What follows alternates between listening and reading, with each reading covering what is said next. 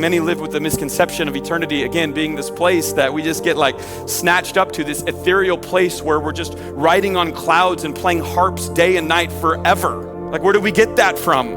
And where do we get that that's a good idea to share as good news with others? Right? I think many are like, oh, that's a cute picture. I wouldn't mind riding on a cloud or knowing how to play an instrument for like an hour, but like I never get out of that. Like, no. That's not what Revelation 21 and 22 is saying. Don't you like the language of 21 and 22 better, that God is coming down and redeeming and restoring? You think God's gonna blow this up into smithereens? Do you think for a second the God of the Bible is gonna concede anything to the enemy, to Satan? You think he's gonna give anything over to that dirtbag dragon we've been talking about? No way. God's not conceding anything to Satan. Do you know who the God of the Bible is? Not the feathered-haired white Jesus or the 8-pound, 6-ounce baby Jesus, like the real God of the Bible. You think he's gonna start over? He's saying, I'm taking everything, the earth and everything in it is mine right now, and it will be mine forever, and I'm making all things new in the way that they were always intended to be from the very beginning. That's pretty cool, because that has implications on how you live. And I really believe there's two amazing truths that reign supreme if that's the future. Two truths that reign supreme. Number one, your future is better than you can imagine. It's better than you can imagine. One of the things that's been fun in the book of Revelation, it's John writing about a vision that God gives him, but every now and then he inserts himself and his emotion into the experience of seeing and hearing this revelation unfold in front of him. And we get another one of those right here, and I think it's really cool. Like, after seeing everything in chapters 21 and 22, like, John is so blown away that look at what he does. He says, I, John, I'm the one who heard and saw these things, and when I'd heard and seen them, I fell down to worship at the feet of the angel who'd been showing them to me. But the angel said to me, don't do that. I'm a fellow servant with you. Worship God. Like, can you imagine, like, holy John, again, who's been with Jesus and lived with Jesus, and he gets so taken aback and loses his breath and twisted up that he's doing something that he didn't even want to be doing. He's worshiping an angel. Because he's so amazed and marveled at what he's seeing that the angel's like, come on, buddy, again, snap out of it. I'm just an angel. I can't imagine if John, the John, lost his wits when he got a glimpse of glory. I can't imagine what we would do if we got a glimpse. He's so twisted worshiping an angel. How good it's gonna be. Because honestly, even in a broken world, there's some pretty amazing, beautiful parts of this creation. When St. Augustine, who's one of the early church fathers, was retired and he was writing a book, it might have been his final book, called The City of God. And in it, he was looking out over the Mediterranean Sea. And I've never had a chance to visit or look out over the Mediterranean Sea, but those who have, just, it's stunning, it's beautiful, it's incredible.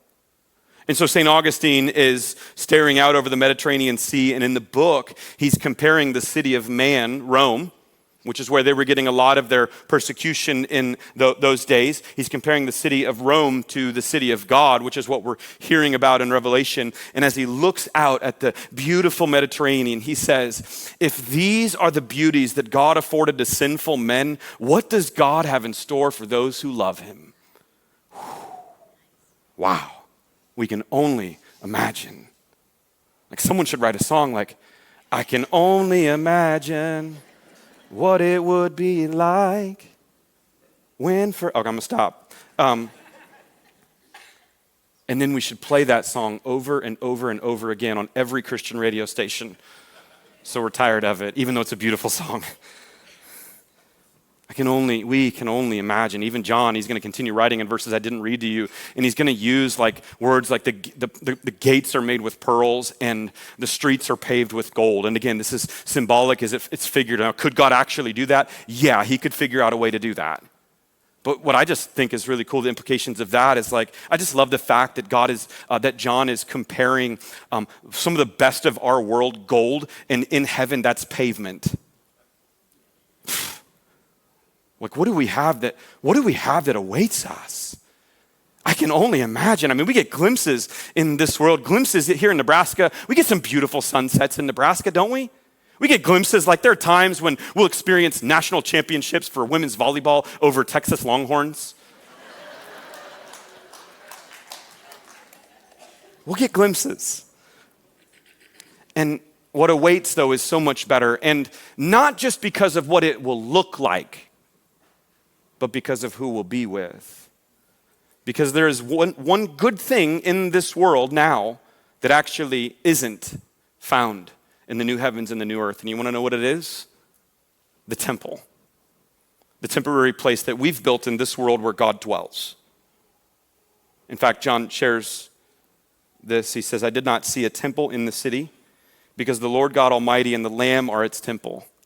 The city does not need the sun or the moon to shine on it, for the glory of God gives it light, and the Lamb is its lamp. The nations will walk by its light, and the kings of the earth will bring their splendor into it. On no day will its gates ever be shut, for there will be no night there. The glory and the honor of the nations will be brought into it. Nothing impure will ever enter it, nor will anyone who does what is shameful or deceitful, but only those whose names are written in the Lamb's book of life. There is no temple because the Lord is there and his light shines bright for all to see. There is, as many times in Revelation says, no more night, no more darkness, no more crying, no more tears, no more pain. And so it's so great, John's saying, I really can't use any words to describe it better than like streets of gold and pearls on gates and the best of this world. Plus, then, biggest point of all, God in all of his glory is there. And this is the future that awaits for what Revelation says, for those who have their names written in the book of life. I hope you can see that we are not snatched up to be eternal cloud riding harpists. What are we? We are co-heirs with physical bodies, reigning in a real physical place, working in a beautiful, perfect city without any problems, darkness, or suffering. And I don't understand all of that. I don't know, what of this world will get up there. I don't know, is there golf in heaven? I hope so. I don't know. Are there pets in heaven? My wife would sure love if Ziggy's there to join us. And even in all the excitement, you know what won't be there? Excitement drips from a dog. And so all we can pray for now is that God, your kingdom would come now into Ziggy and into this world, right? I don't know what all that's like. But when I know that God is redeeming and restoring what we currently have, even in its broken state, and even though I can see glimpses of beauty, but there's something better that awaits, it means you and I, our future is better than you can imagine. And the second truth that reigns supreme is your present is more important than you believe. And why? Because, number one, if Satan is bound right now and the world is ours for the taking, and number two, God will not ultimately destroy anything of this world but renew it, it means that everything that you and I do in the Lord, for the Lord, through the Lord, is not in vain, and it matters. In a way I can't explain, and I can't fathom, and I can't put in words for you. It just matters for the future, that God won't destroy your work here. He's only going to make it better, and the work you do in the present will somehow gain its full significance in the future. Along those lines, the Protestant reformer Martin Luther was once asked, if you know that God's kingdom, the second coming, is tomorrow, what do you do today? And Luther said, that's easy. I plant a tree.